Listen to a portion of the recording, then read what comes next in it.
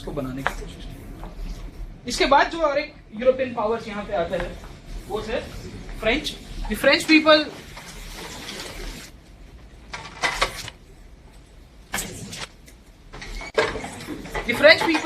Were the last to enter as we saw 1664 के अंदर यहाँ पे आते हैं। स्टोरी ऐसी है कि 1664 के अंदर फ्रेंच किंग हुआ करता था लुई 14 एंड उसका फाइनेंस मिनिस्टर था Colbert.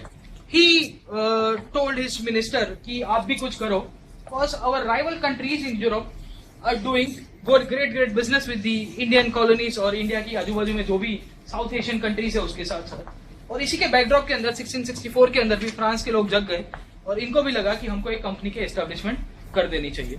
In course of time 1668 के अंदर ये भी यहाँ पे सूरत के अंदर एस्टेब्लिश करते हैं factory. The first factory eight Surat was establish in 1668। The second factory in 1669 के अंदर मसूलीपट्टनम के अंदर दूसरी फैक्ट्री को एस्टेब्लिशमेंट कर दिया जाता है। 1674 तक आते आते ये लोग Pondicherry and Chandranagar is a place near Hooghly के पास बंगाल के अंदर है। Pondicherry is in Tamil Nadu currently.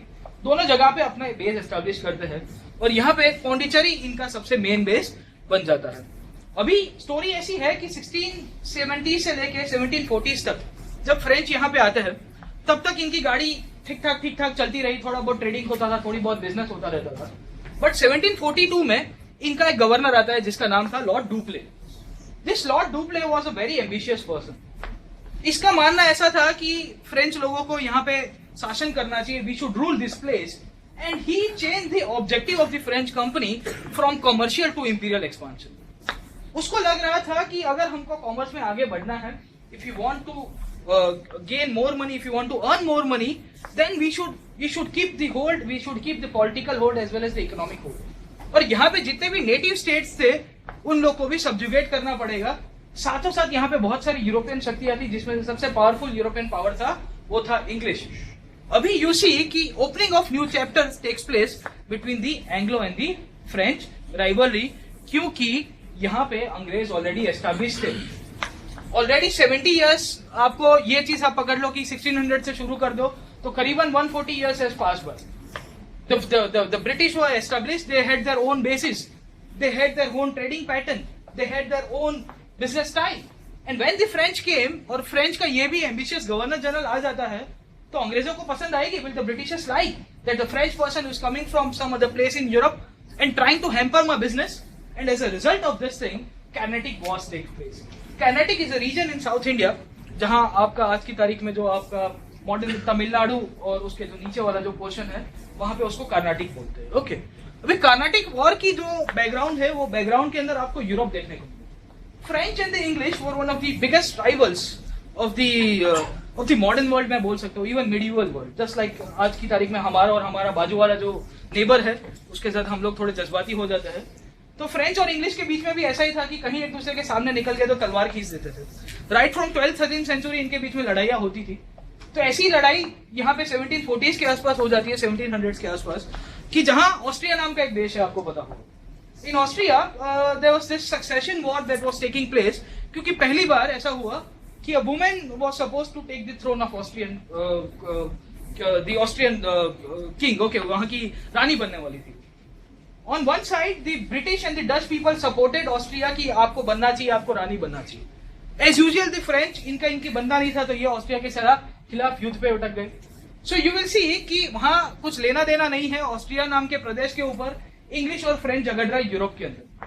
वही बैकग्राउंड कमर्शियल मोटिव को चेंज करके इंपीरियलिस्टिक मोटिव की तरफ जाना, और इसके कारण ही ऑस्ट्रियन वॉर एक बैकग्राउंड बन जाता है कार्नेटिक वॉर्स का। The fight between the English and the French also started on Indian side for the supremacy। बोले यहाँ पे भी कुछ भी हो जाए हम लोग को हमारा झंडा गहरा के ही रखना है, कुछ भी हो जाए we are supposed to control Indian land also। ठीक है, तो कर्नाटिक वॉर की शुरुआत होती है। ऑलमोस्ट पहला Carnatic war take place between 1746 to 1748, the second Carnatic War between 1749 to 1754, the third Carnatic War between 1758 to 1763। 3 लड़ाइयां होती है। 3 लड़ाइयां के अंतर्गत जब से तीसरी लड़ाई हुई 1758 के और 1763 के बीच में, वहां पे 1760 में यहाँ पे वॉन्डी वॉश के युद्ध के अंदर फ्रांस की पतन हो जाएगा। इसके बाद you will see that the French power will be relegated and confined to few places in India जो आज की तारीख में आप पौंडीचेरी यूनियन टेरिटरी नाम से जानते हो।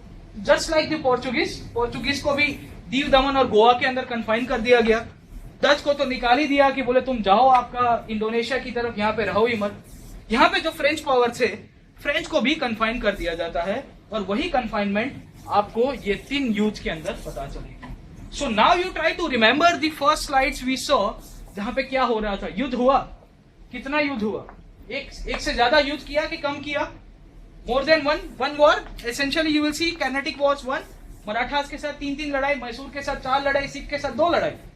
Not a single state was there जिसके साथ एक लड़ाई के अंदर इन्होंने, जो बड़ा स्टेट था, मतलब चिंटू पिंटू स्टेट्स को तो आराम से ये लोग सब्जुगेट कर देते थे, बट जो भी बड़े स्टेट्स थे उनके ऊपर बहुत ही टाइम लगता था। Okay, so this was the place Carnatic, जो आपका यहाँ पे जो साउथ इंडिया के अंदर आज की तारीख में जो तमिलनाडु एस्टेब्लिश्ड है वहां पे ही था, और उसका कैपिटल हुआ करता था आरकोट, और आरकोट में इन्होंने अपना बेस बनाया था। ओके, बैकग्राउंड के अंदर यहाँ पे आ जाता है फर्स्ट कर्नाटिक वॉर का थोड़ा बहुत ब्रीफ ओवरव्यू लेंगे। वॉर्स की डिटेल में मैं नहीं जाऊंगा क्योंकि बहुत ही टाइम चला जाएगा, क्योंकि उसमें वही होगा, ये घोड़े से गिरा, ये हाथी से गिरा, और इसने ये किया और पीछे से बख्तर मार दिया, all this things. Okay, so lord Dupleix, मैंने आपको बताया कि 1740 का टाइम था, उसको फ्रांस से भेजा जाता है कि कुछ करके आओ, कुछ तूफानी करो, and he was very ambitious. तो बोले मैं कुछ ना कुछ कर ही दूंगा कुछ भारत को इसको लिए।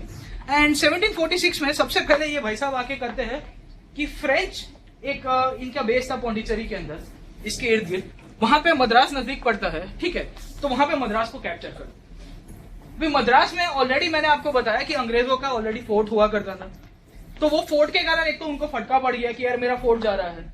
इसके साथ साथ it was one of the biggest trading centre, और वहां पे एक कर्नाटिक जो स्टेट था उसका नवाब भी था, तो उसको भी फटका पड़ा। तो ये सब चीजों को देख के इंग्लिश को लगा कि now it's time for retaliation, हमको कुछ ना कुछ तो बदला लेना पड़ेगा, ये चीज नहीं चल सकती। And the British response took place. The British response in return, इन्होंने बोला कि तू मद्रास लेगा, मैं तेरा पौंडीचेरी ले लूंगा। ओके, हो गया tit for tat. So you will see that the buses of Pondicherry took place was done by the Britishers, और दोनों के दोनों एक दूसरे के ऊपर एक्विजिशंस लगाते रहे। अभी स्टोरी ऐसी है कि यहाँ पे जो लॉर्ड डुप्ले था उसने अपना बेस बहुत ही स्ट्रांग बना के रखा, इतना बेस स्ट्रांग बना के रखा था, डिफेंस इतना स्ट्रांग बना के रखा था कि अंग्रेजों को पीछे हटता रहा।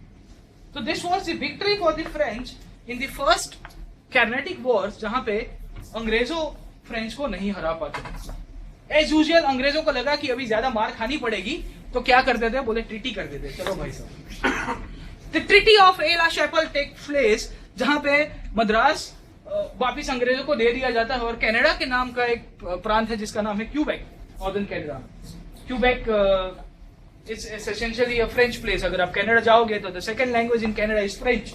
Once upon a time Canada was used to be ruled by the French people, और आज की तारीख में आपने टोरंटो क्रॉस कर दिया, टोरंटो क्रॉस करके ऊपर की साइड गए, या आप थोड़ा वेस्ट की साइड जाने की कोशिश करोगे तो वहां पे बहुत ही फ्रेंच भाषा बोली जाती है। मॉन्ट्रियल, क्यूबेक, ओटावा, बहुत सारी जगह है जहाँ पे कैलेगरी में भी थोड़ी बहुत फ्रेंच बोली जाती है। अभी कनाडा के अंदर थर्ड लैंग्वेज भी ऑफिशियल होगी, वो है हमारी पंजाबी हुआ। Okay, you see the multiculturalism, कि जहाँ पे the defense minister is of Indian origin, the Sikh defense minister. Justin Trudeau is a very fantastic leader, उसकी बहुत popularity भी है, and first time उसने gender proportion करके उसने कैबिनेट बनाया, equal number of men and women in the cabinet. एक symbolic चीज करने की कोशिश की है, तो कनाडा के अंदर हम लोग देखेंगे जब IR करेंगे थोड़ा बहुत। ओके, इसके साथ साथ ये पहली ट्रीटी होती है और सब स्वाहा कर दिया जाता है कि चलो भाई, चलो गलती हो गई भाई साहब, अब लड़ाई नहीं करेंगे। Within a span of 1 year दोनों के कमर्शियल मोटिव्स टकराते हैं। फिर से फ्रेंच और इंग्लिश सोचते हैं कि यार हम लोग को धंधे के अंदर खोट जा रही है, कुछ ना कुछ तो करना पड़ेगा। अभी इस बार क्या कहानी बनाई जाए, तो फ्रेंच इस बार यहाँ पे जो आरकोट करके जो जगह थी, जो इसका पूरा का पूरा कर्नाटिक का कैपिटल था, उसके ऊपर अटैक कर देते हैं। बोले देखो अब तुम्हारे ऊपर इनको भी नहीं छोड़ेंगे। तो ब्रिटिश इसके बाद काउंटर अटैक करते हैं। रॉबर्ट क्लाइव इनका लीडर्स होता है, जो 1757 और 1772 में जब गवर्नर बनाया जाता है पोर्ट विलियम्स का, तब तक वो यहाँ पे बहुत सारा बेस एस्टेब्लिश करता है। जब 1749 के अंदर फ्रेंच ने आरकोट के ऊपर अटैक किया, तो ब्रिटिशर्स ने काउंटर अटैक करते हैं वहां से अपनी फोर्स बुला के, और फ्रेंच लोग फिर वहां से भाग जाते हैं और फ्रेंच लोग का रिट्रीट होता है। बोले अभी चलो शांति हो जाएगी, पर वो होती नहीं है।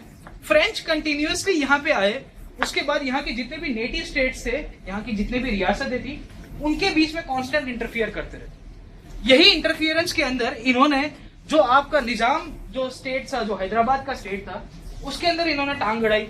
और इसके साथ साथ एक फ्रेंच ऑफिसर था बसी, वो बसी कंटिन्यूअसली इंटरफियरेंस करता रहा। तो एक साइड के अंदर आपको पता चलेगा कि यहाँ पे आरकोट नाम का जो स्टेट है वो एसेंशियली किसका पपेट बन गया, ब्रिटिशर्स का। और यहाँ पे जो हैदराबाद नाम का जो स्टेट है, जहां पे ये लोग इंटरफियर करके अपने हिसाब से पूरा रूल कराने की कोशिश कर रहे थे, वो पपेट किसके हाथ में आ जाएगा, फ्रेंच के हाथ में। So on the pretext of defending Arcot and Hyderabad, both the English and the French were fighting a proxy war. तो यहाँ पे जो सेकेंड कार्नाटिक वॉर होती है वो यहाँ पे इस तरह के पूरा का पूरा बैकग्राउंड और पूरा का पूरा बेस बना के बनाई जाती है, जहां पे ये लोग प्रॉक्सी की तरह एक दूसरे के साथ झगड़ने की कोशिश करते हैं।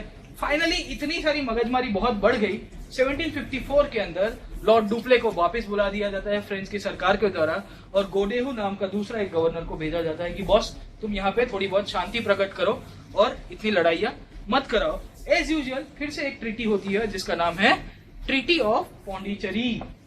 अब मैंने आपको पहली स्लाइड्स फिर से मैं याद कराऊंगा, जहां पे वो ट्रेंड आपको पता चल रहा होगा कि पहले लड़ाई की, फिर हर एक लड़ाई के बाद फिर से ट्रीटी की, फिर लड़ाई करते हैं, फिर ट्रीटी करते हैं, फिर लड़ाई करेंगे, फिर ट्रीटी करेंगे। सो यू विल सी कि कार्नाटिक वॉर्स हो या मराठास के साथ कोई भी लड़ाई होगी, सबके अंदर ये चीज देखने को मिलती है। द थर्ड कार्नाटिक वॉर, इसके बाद जो फ्रेंच लोग का पतन हो गया, with this the decline of the French took place, उसका बैकग्राउंड के अंदर यूरोप के अंदर और नॉर्थ अमेरिका के अंदर लड़ाई चल रही थी जिसे कहा जाता है 7 Years' War।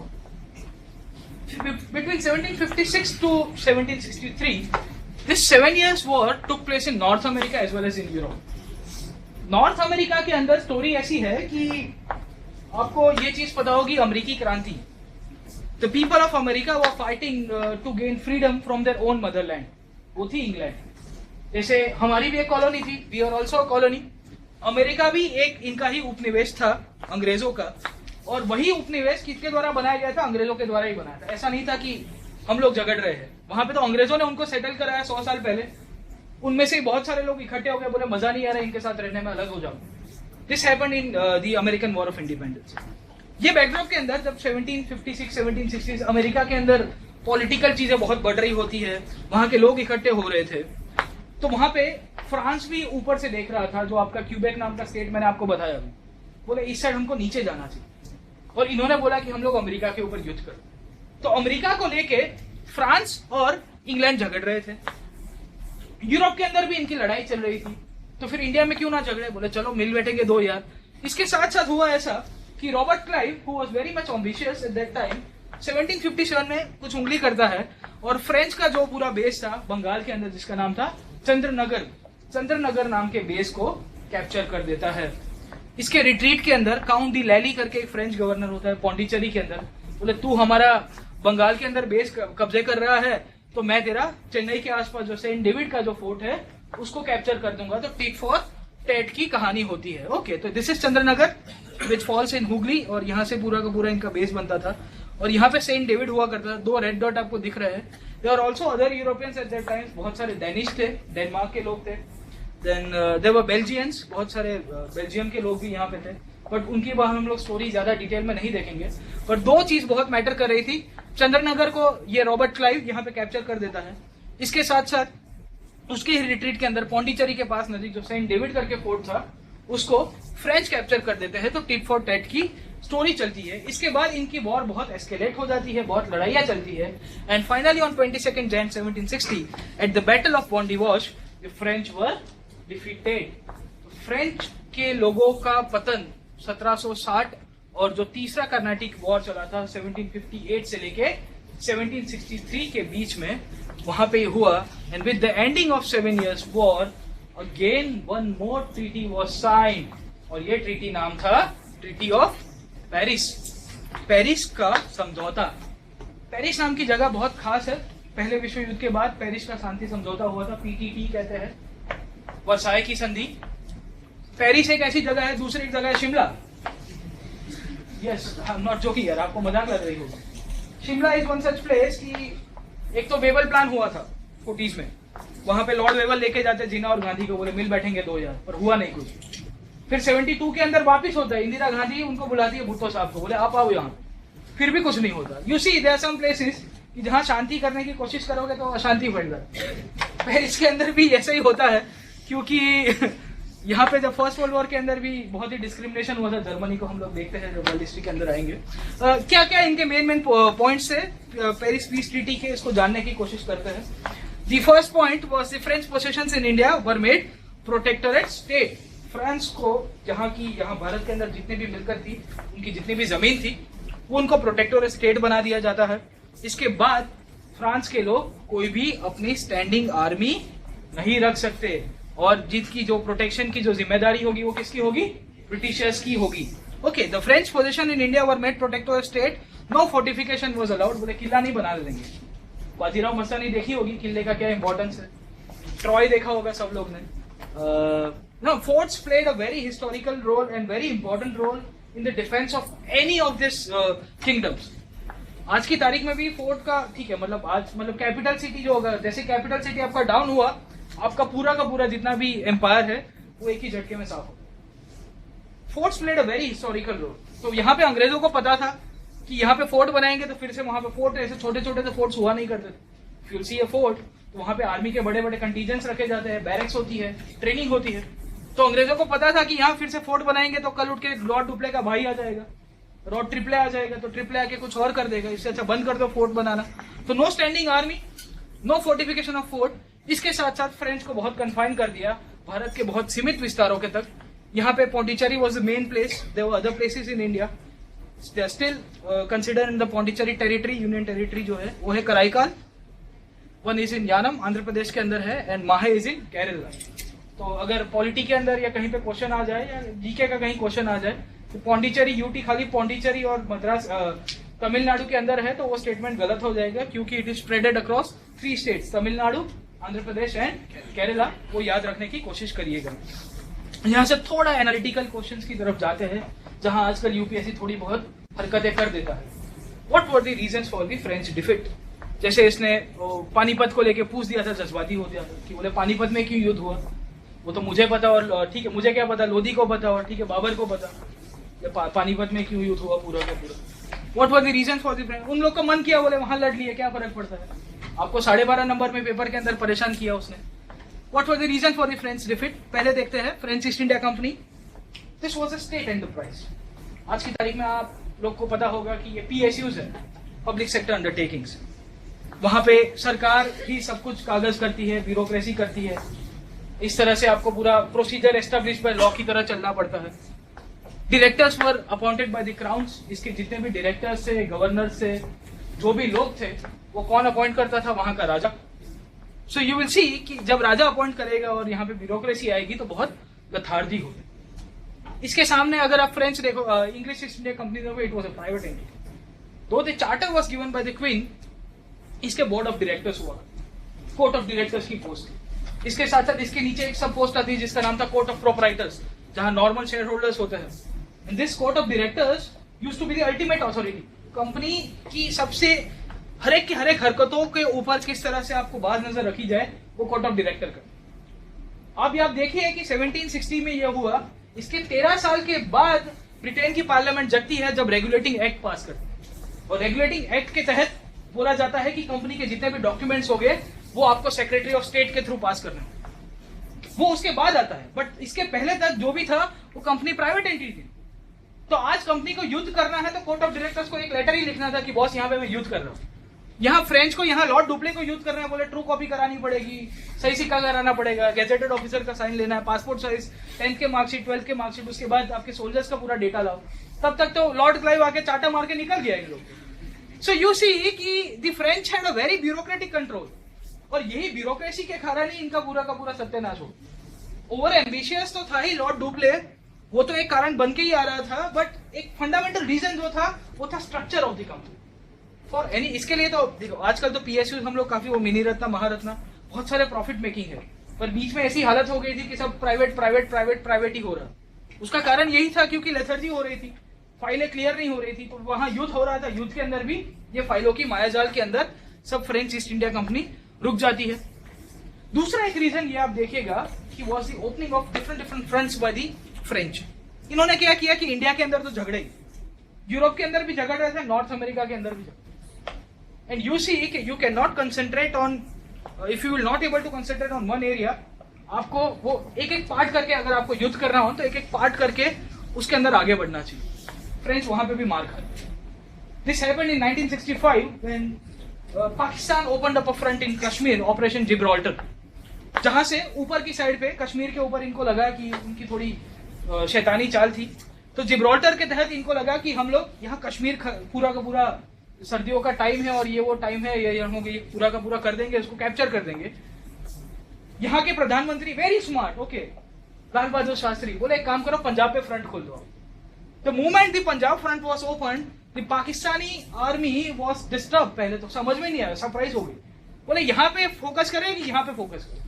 अभी कश्मीर लेने जाएंगे तो पंजाब हाथ से चला जाए, क्योंकि हमारी सेना लाहौर से 10 मील तक आके रुक गई, बुरही नाम की जगह थी वहां। सो यू विल सी कि अगर आपने 1 से 2 या 3 से 4 जगह पे फ्रंट खोलने की कोशिश की, जब आप लड़ाई कर रहे हो, युद्ध कर रहे हो, तो आपको मार खानी बहुत लाजमी हो जाए। फ्रेंच के साथ भी यही हुआ कि, और उस टाइम के अंदर तो ऐसा भी नहीं था कि 4 दिन के अंदर आपने प्लेन वेन लगा के आर्मी को डाइवर्ट कर दिया। यहाँ पे जितने थे वो बहुत सीमित थे, very much limited the soldiers of the French army. So ये इनका बहुत बड़ा रीजन देखने को मिलता है फ्रेंच की डिफीट के पीछे। They also fail to understand the complex political situations in India. French यहाँ पे आए तो सही, बट यहाँ की जो राजकीय स्थिति थी वो कभी समझ ही नहीं। निजाम के साथ थोड़ा अच्छा संबंध बनाने की कोशिश की, मैसूर के साथ खैर इन्होंने बहुत अच्छा करने की कोशिश की, बट इनको जिस तरह से बैलेंसिंग और इवन आउट करना था वो नहीं करते। वो अंग्रेज बहुत अच्छी तरह से कर पाते हैं जब यहाँ की जो पॉलिटिकल सिचुएशन, यहाँ की जो राजकीय स्थिति थी, परिस्थिति थी, उससे बहुत वाकिफ हो। फ्रेंच लोग जब आए तब इनका एक ही काम चल रहा था कि किस तरह से हम लोग पावर कैप्चर करें, और इसके इर्द गिर्द ही पूरी की पूरी कहानी अटक जाती है। एक और रीजन ये भी देखने को मिलता है, they couldn't build a strong navy like they. यहाँ पे नेवी का बहुत बड़ा रोल हो जाता है। If you are not able to have a strong navy, जो कंट्री ने इंडियन ओशन के ऊपर राज किया उसने इंडिया के ऊपर राज किया। The reason why India is developing this blue water navy और नेवल, अगर आप न्यूज़पेपर्स देखते रहोगे, so every other day we are coming out with new ships and submarines और ये ना aircraft carriers and all this. The reason is the strengthening of navy. हमारी reach Indian Ocean में होनी चाहिए, क्योंकि एक ऐसा ही ओशन है जो एक कंट्री के नाम के ऊपर से दिया गया है। द फ्रेंच के साथ भी यही हुआ कि जब अंग्रेजों को जरूरत पड़ती थी रिइंफोर्समेंट की, तो आराम से कहीं ना कहीं से नेवी के थ्रू अपनी सेना अपनी पूरी की पूरी ट्रांसफर कर दी। फ्रेंच के पास तो ये हालत हो गई थी कि नेवी एक तो थी ही नहीं, कहां से लेके आएगा, किस तरह से लेके आएगा। अगर आपको सोल्जर्स आने के लिए तैयार भी हो तो वो भी नहीं हो पा रहे। तो एक रीजन आपको ये भी देखने को मिलता रहता है। The British had the advantage as they had partial control over Bengal. They had 3 important bases in India: Calcutta, Madras and Bombay. अभी ये तीसरी लड़ाई कब हुई? 1760 में बॉन्डी वॉश। 1757 में क्या हुआ था? प्लासी। मतलब प्लासी के ऊपर उन्होंने ऑलरेडी अपना होल्ड बना दिया था। They had a very large resource rich area. जब आपके पास एक अच्छा खासा एरिया है, 3 साल से आप उसके ऊपर राज कर रहे हो, you have a fair amount of money coming in, तो अगर आपको कोई भी युद्ध करना हो तो उसके लिए चाहिए पैसा। तो अपना सपना मनी जो था वो प्लासी के बाद इनका शुरू हो गया था। डायरेक्ट प्लंडर, सीधी लूटपाट हम लोग देखते हैं प्लासी और बक्सर के बाद जब ड्रेन ऑफ वेल्थ के अंदर जाएंगे। The victory at Plassey gave the English company a large resources, whereas you will see the French had only one strong base, only at Pondicherry. अंग्रेजों का बेस कहाँ था? कलकत्ता में था, मद्रास में था और बॉम्बे में था। तो जैसे एक जगह पे आपका युद्ध हुआ और फ्रंट खत्म होता है, तो दूसरी जगह से ही आपकी आर्मी भेज दी जाती है। बट यहाँ पे तो स्टोरी वो नहीं बन पाई। क्यों? क्योंकि खाली पौंडीचेरी के अंदर ही ये लोग कन्फाइन हो गए थे। They couldn't build any new basis.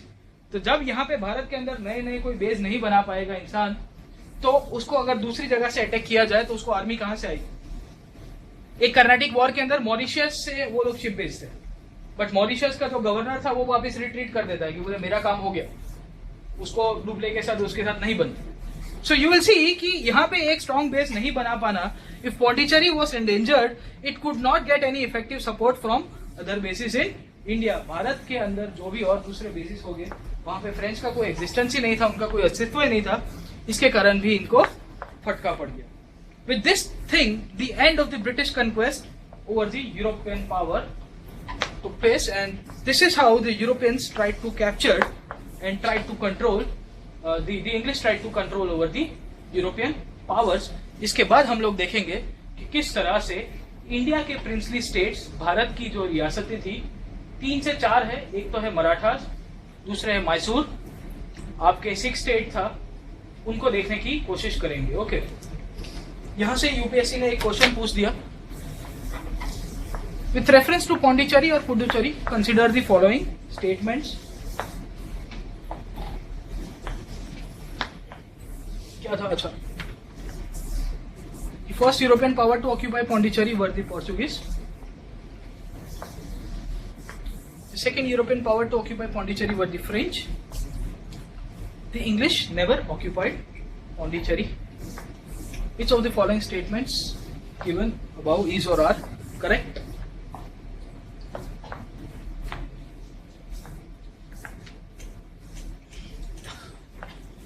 क्या आएगा?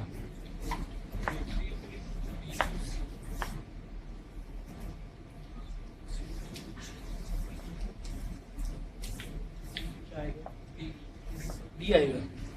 How many for A? 1 for A. How many for B? B के लिए कोई नहीं है. 2 and 3. The second European power to occupy Pondicherry were the French. C के लिए कितने हैं? कोई भी नहीं. D के लिए all of them. बाकी सब छोड़ देंगे. सिंपल क्वेश्चन है, ऐसा छोड़ दोगे तो फिर हिस्ट्री के एक भी क्वेश्चन नहीं अटेम्प्ट. ये तो ऊपर से ये तो कन्फाइंड है कि 2-3 बुक्स पढ़ ली तो आप आराम से अटेम्प्ट तो करके आओगे, गोल्ड डॉट तो हो जाएगा. बाकी वाले तो बाकी 20-30 क्वेश्चन ऐसे होंगे जो आपको पता ही नहीं होगा कि कहां से आया, तो वो तो आपको सरप्राइज मिलेगा वहां पे. पहले देखने की कोशिश करते हैं. The first European power to occupy Pondicherry were the Portuguese. This statement was right. I said in the before only, जब मैंने पोर्चुगीज का इंट्रोडक्शन दे रहा था तो मैंने आपको ये चीज बताई थी कि पोर्चुगीज यहाँ पे आते हैं, धीरे धीरे साउथ इंडिया में अपना बेसिस बनाते हैं. और मैं शायद बोला भी था कि पौंडीचेरी के अंदर इन्होंने एक बेस बनाने की कोशिश की थी. The second European power to occupy Pondicherry were the French. अभी ये थोड़ा प्रश्नार्थ वाला चिन्ह है, जनरली इसको एलिमिनेट कर सकते हो. एक तो पौंडीचेरी आप देखिए, सेकंड कौन आया यहाँ पे? डच आए. तो डच ठीक है, मसूलीपट्टनम से नीचे ही है पौंडीचेरी, तो वहां पे तो आ ही गए होंगे, साउथ इंडिया के अंदर है. ज्यादा से ज्यादा तो वही होगा कि चलो आए ना आए तो इसको छोड़ दो, चलो इसको क्वेश्चन मार्क वाला छोड़ दो. तीसरा स्टेटमेंट को देखो, that the English never occupied Pondicherry. This is right. अंग्रेजों ने किया था, कब किया था? फर्स्ट कैनेटिक वॉर के दौरान. याद करो, जब लॉर्ड डुप्ले ने मद्रास के ऊपर अटैक किया तो इन्होंने क्या किया रिटर्न में? बोले पौंडीचेरी हम ले लेंगे, तुम मद्रास ले लो. So you will see that the English never occupied Pondicherry is a wrong statement. ठीक है, तो पहला वाला निकल गया. अब आप देखिए कि आपका जहां जहां थर्ड वाला ऑप्शन आ रहा है उसको आप नेगेट कर सकते हो. थर्ड वाला गलत है तो आपको 2 and 3 तो अपने आप नेगेट हो गया ना. This can not be the right alternative. Only 3 वाला भी नहीं होगा. This can not be the right alternative. The right alternative कौन बचता है? Answer is. So at times you have to use this elimination method, और एलिमिनेशन मेथड का ही सहारा लेके थोड़ा बहुत आप इसको खेलने की कोशिश करिएगा. दूसरा एक क्वेश्चन पूछ दिया, with the reference to the entry of Europeans power in India, which of the following statement is not correct? इनमें से कौन सा सही नहीं है? The Portuguese captured Goa in 1499. English opened their first factory in South India in Masulipattnam. In Eastern India, the company opened its first factory in Orissa in 1663. Under the leadership of Dupleix, the French occupied Madras in 1746. Okay, is not correct. क्या है इसमें से कौन सा आएगा? Which one of is not correct? अभी इसमें तो डायरेक्ट ABCD है, देखो तो सही. मैंने कहा 1 2 3 दिया, इसमें तुम ज्यादा अपना लॉजिक लगा रहे हो. How many for B?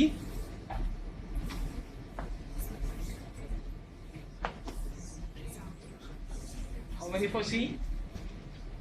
मतलब B is not correct. C south India के अंदर, उड़ीसा के अंदर.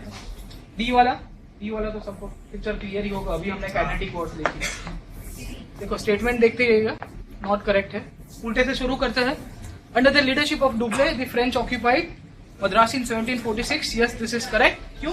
क्योंकि पहली कर्नाटिक युद्ध के अंदर फ्रेंच ने मद्रास के ऊपर ऑक्यूपाई किया था। दूसरा जो स्टेटमेंट था सी वाला, in eastern India the east India English company opened it's first factory in Orissa in 1663। Yes, that is also right. जैसे जैसे मुगल एम्पायर का एक्सपेंशन हुआ उसी तरह से उनको और अलग जगह पे अंदर फैक्ट्रीज एस्टेब्लिश करने का राइट्स मिलता गया। The English open the first factory in south India at Masulipatnam. South India है, याद रखिएगा, this one is also correct. 1616 factory eight Masulipatnam. वो क्रोनोलॉजी वाली स्लाइड अगर आप वापिस घर पे जाके देखोगे तो उसके अंदर ये चीज डाली हुई थी। The Portuguese captured Goa in 1499। This one is wrong. 1510 के अंदर गोवा को कैप्चर किया। My intention is to only make you aware about these dates because UPSC keeps on asking these dates from this portion of introduction to the modern history or the pre-modern history. Okay, Portuguese captured Goa in 1499. Shall we take a break?